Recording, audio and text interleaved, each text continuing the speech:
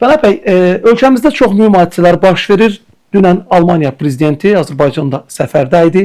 Almaniya ilə bir gərginlik müşahidə olunmuşdu. Almaniya prezidentinin paylaşdığı bir foto şəkil keçmiş xunta rejiminin, separatçı rejimin əski parçasının foto şəklini paylaşması Azərbaycan dövlətinin çox ciddi etirazına və narazılığına səbəb olmuşdu və biz Almaniya tərəfinə öz etirazımızı bildirmişdik.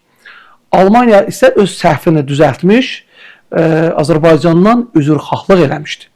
Və bundan elə bir gün sonra Almaniya prezidenti Azərbaycana səfər elədi və Qarabağ Azərbaycandır dedi. Necə düşünürsünüz? Bu Azərbaycanın mövcud, qüdrətli, güclü bir dövlətə çevrilməsinin nəticəsidir, yoxsa Almaniya, Azərbaycan Almaniya lazımdırmı? Səhvini mi düzəltdi? Siyasətdə səhvlər olur. Sualın axırından başlayaq, şübhəsiz ki, lazımdır. Elə Almaniya prezidentinin çıxışında ifadə elədiyi fikirlər ki, vardı. Azərbaycanın bu təkcə Orta Asiyaya, uzaq şərqdən gələn Avropaya doğru yolun üçün böyük əhəmiyyətə malik bir məntəqə olması və bunun Almaniyanın iqtisadiyyatı üçün, o təbii ki, bizim üçün təkcə danışmır, həm də öz Almanlar üçün danışırdı. Böyük əhəmiyyətə malik olduğunu vurğulaması, qaz məsələsi ilə əlaqədar Azərbaycanın çox ciddi Avropanın bu enerji təhlükəsizliyindəki rolu şübhəsiz ki, həm də Almaniyanın enerji təhlükəsizliyinə aid olan bir məsələdir. Bunu üzərində xüsusi olaraq dayanması və prinsip etibarilə mən sözün axırından belə güman edirəm ki, yeni ki bu konfigurasiya yaranır beynəlxalq münasibətlərdə və geopolitikada, qlobal səviyyədə. O cümlədən Almaniyanın belə bir bu ilk dəfə idi, bunu mən müşahidə elədim. Uzaq şərq sözü işləyərkən məncə Çinə işarə olunurdu. Hal-hazırda Amerika Birləşmiş Ştatları və Avropa ilə müəyyən məlum gərginliklər yaşanır, istər iqtisadi sahədə bu rüsumların və s. tətbiqi ilə əlaqədar, istər təhlükəsizlik məsələsində Amerika onlardan öz təhlükəsizlik çətrini götürməklə hədəliyir, şantaj edir faktiki olaraq və bir sıra başqa sahələrdə. O baxımdan da mən hesab edirəm ki, maraqlı bir səfər oldu. Bir qayda olaraq Almaniyanın ümumi siyasətini, o cümlədən xarici siyasətini prezident müəyyən eləmir. Orada prezidentli respublika deyil, amma burada səsləndirilən fikirlər ki vardı. Almaniya dövlətinin mövqeyidir də? Yox, səsləndirilən fikirlər ki vardı. Bu olduqca bir qayda olaraq adətən mən sözün doğrusu ilk dəfə idi ki, ola bilsin bizim müşahidələrimiz də məhdud olur, indi Alman şünas deyiləm mən də. Amma hər halda Almaniya prezidentinin bu tipli çıxışlar və açıqlamalar verməsi halları, yəni elə də sıradan bir hadisələrdən deyildi.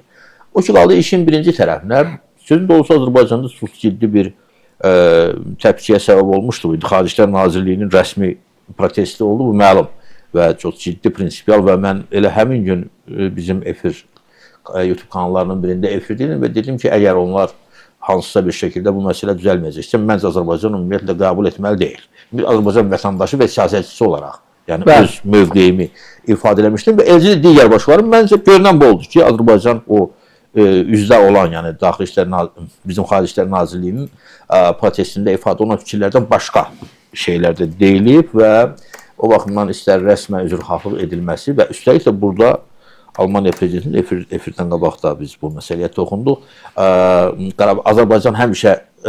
Almaniya həmişə Qarabağ Azərbaycan kimi tanıyıb, Qarabağ Azərbaycandır deməsi çox ciddi bir məsələ idi və üstəlik o ermənilər belə bir söz qaşqayırdıqları yerdə gözləri çıxdı. Mən şübhəsiz sözün doğrusu hesab edirəm, o erməni təxribatının bir nəticəsi idi. Hansısa bir ola bilsin. Siz təxribat kimi dəyərləndirirsiniz bunu? Bir yaşa təxribatı. Çünki Paşinyan... Bəlkə nəbz yoxlaması idi. Yox.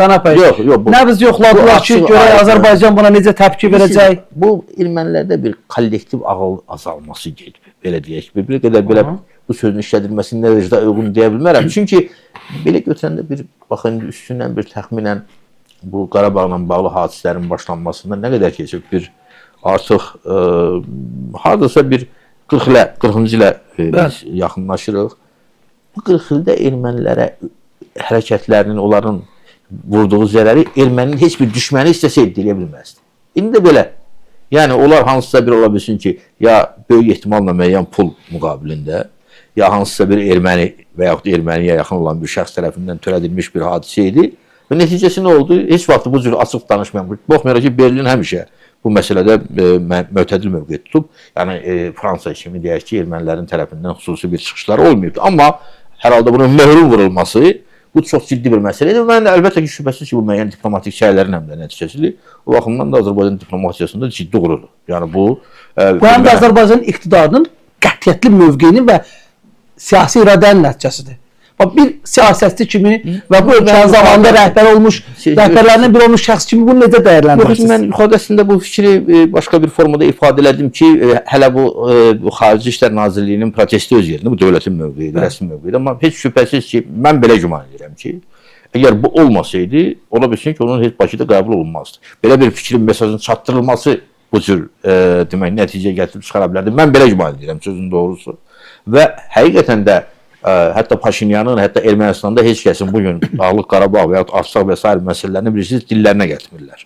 İndiki Ermənistan hökuməti. Belə bir məqamda o cür o bayrağın o şəkildə qoyulması. Siz baxarsınız, hətta bu o dərəcədə ciddi bir zərər gətirdi ki, Ermənistana və onun revanşist qüvvələrinə bütövlükdə və onların dünyadakı havadırlarına bir baxarsınız, bunun nə vaxtsa, hətta o bayrağın oraya qoyulmasında hansısa bir xarici kəşfiyyatın, hətta Azərbaycan tərəfinə olan bir işin əməliyyatın nəticəsi kimi dəyərləndirəcəklər. Çünki bir daha təkrar çox ciddi bir, diqqət eləsəydiniz, o bayraq məsələsi olanda erməni saytları, mən rus dilli erməni saytlarına baxıram, yəni mütəmadi olaraq.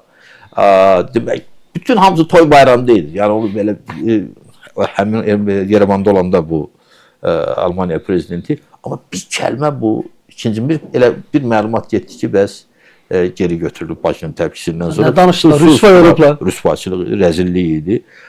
Bir daha təkrar edirəm, şübhəsiz ki, bu Azərbaycan diplomatiyasında ciddi uğuru kimi dəyərləndirilməlidir. Yəni, olan demək lazımdır. Əlbəttə, ədalətli olmaq lazımdır. Doğrunu doğru, ərini əri demək lazımdır. O ki, qaldı sizin axırıncı fikrinizdə bu onu göstərir ki, bu məsələlərdə bilirsiniz, mən həmişə bunu bir dəfə ifadə eləmişəm.